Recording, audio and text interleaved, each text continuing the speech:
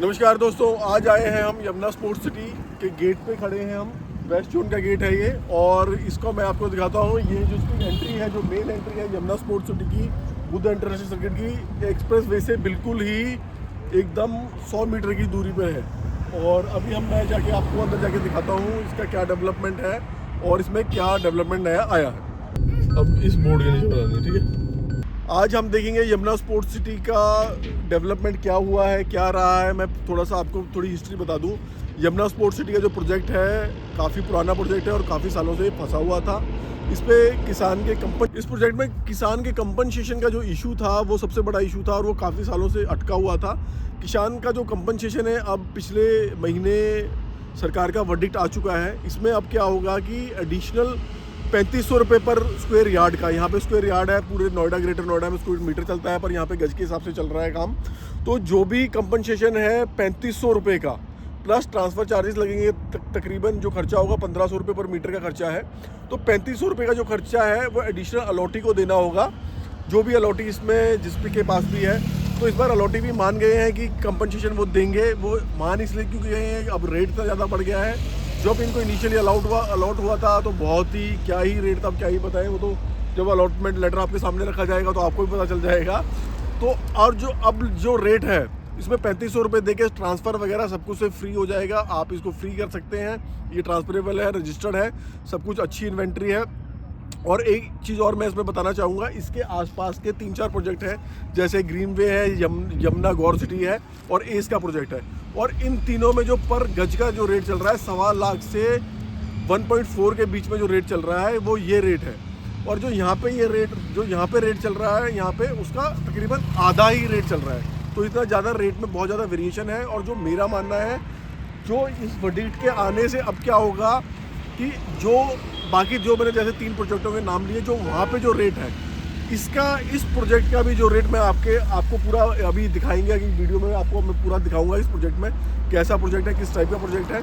तो जो बाकी जो 3 प्रोजेक्ट का जो रेट चल रहा है, आप देखेंगे आने वाले 1 साल के अंदर अंदर इस पूरे उन 3 प्रोजेक्टों के बराबर का रेट होगा। तो यानी जो यहाँ पे भी जो रेट होने वाला है वो रेट यहाँ पे भी डबल होने वाला है। तो मैं रिकमेंड करता हूँ कि आप ये भी एक इन्वेंटिव देख सकते हैं। अगर सेक्टर 18, 20 और इंडस्ट्री में जा रहे हैं, 32-33 देख रहे हैं, तो एक बार को आप यमुना स्पोर्ट्स सिटी के भी प्रोजेक्ट को देख सकते हैं। ठीक है, आगे चलते हैं और हम चेक करते हैं यहाँ का डेवलपमेंट।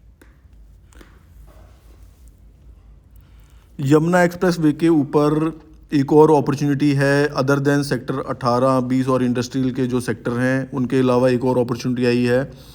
अपॉर्चुनिटी तो खैर वहाँ पे और भी हैं, और भी प्राइवेट बिल्डर के, जैसा कि आपको पता होगा गौर का प्रोजेक्ट है, एस का प्रोजेक्ट है, और एक प्रोजेक्ट इससे 3-4 किलोमीटर आगे है, ग्रीन वे का प्रोजेक्ट है। तो ये अच्छे खासे प्रोजेक्ट हैं और इनमें अच्छा खासा रेट है in comparison to this project.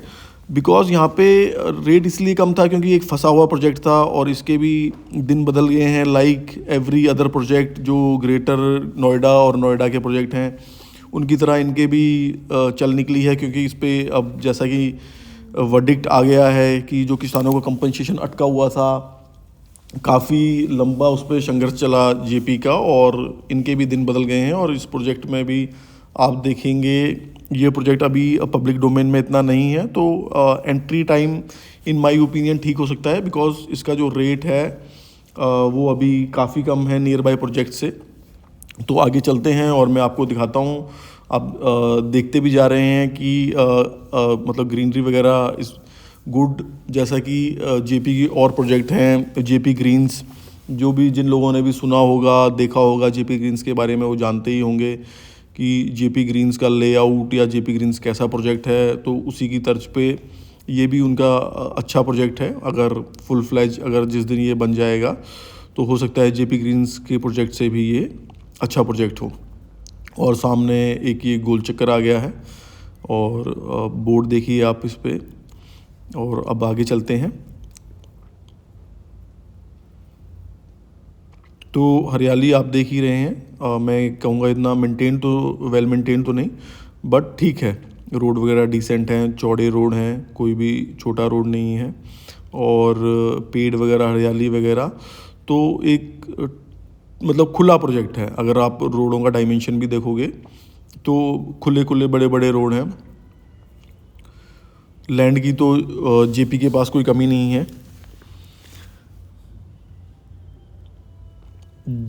ये जेपी को 2009 में अलॉट हुआ था और फिर इसमें किसानों के कंपनसेशन का मुद्दा चला और 2003 में येडा अथॉरिटी ने इसे कैंसिलेशन में डाल दिया, जिसको जयप्रकाश एसोसिएट ने, जीएल ने, जयप्रकाश एसोसिएट लिमिटेड, इनके काफ़ी सारे बिजनेस और भी हैं, हाइड्रो में हैं, सीमेंट में हैं, और दे हैव मल्टीपल बिजनेस, और real estate is one of them.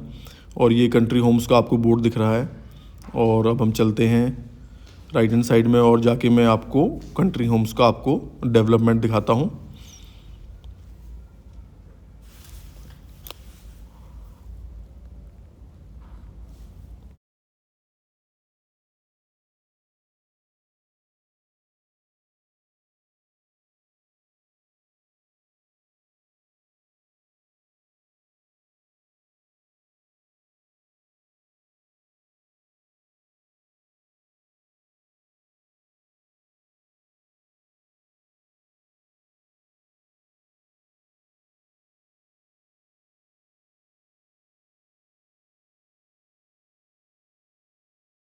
Country home 1 का ये एच ब्लॉक है जहाँ हम अभी खड़े हैं।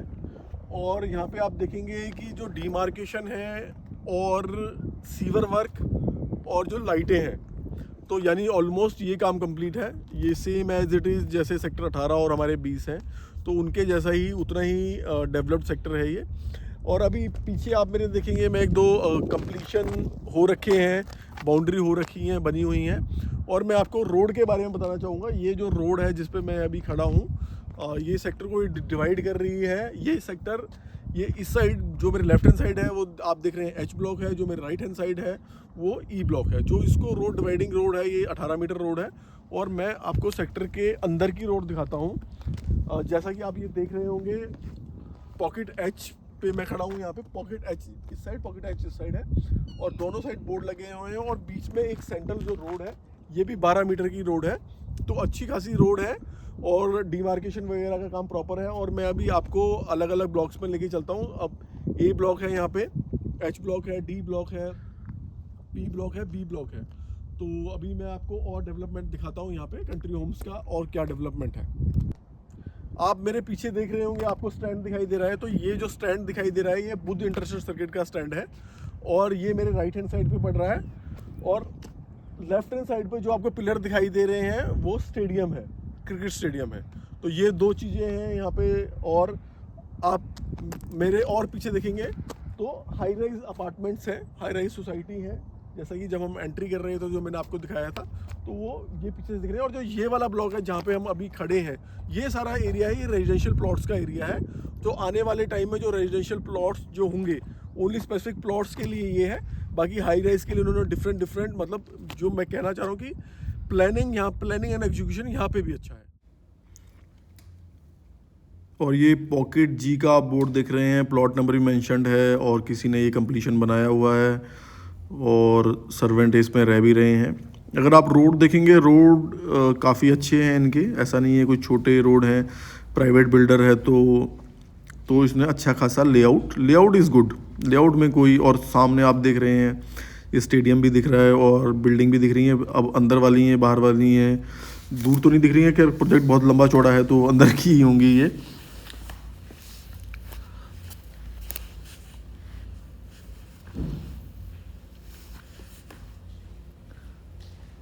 और ये डेवलपमेंट आप देख सकते हैं। ये प्रोजेक्ट 2 फरवरी 2020 में जीएल ने इसको पिटीशन डाल दिया था रीस्टोरेशन के लिए। तकरीबन 1000 एकड़ पे इशू था, जो अकॉर्डिंग टू येडा ने बोला था कि इसमें ड्यूज़ कुछ क्लियर नहीं है। 3600 करोड़ रुपए के ड्यूज़ थे टोटल, जो पेंडिंग लैंड का जो प्रीमियम था, लीज रेंट, डेवलपमेंट चार्जेस और एडिशनल कंपनसेशन जो भरना था किसानों को 64% का। तो अब उस पर वर्डिक्ट आ गया है, तो प्रोजेक्ट अब उससे बाहर निकल गया है। और 3500 रुपये का जो भी चार्जेस हैं और प्लस ट्रांसफ़र चार्जेस, उसके बाद ये ट्रांसफ़र हो जाएगा।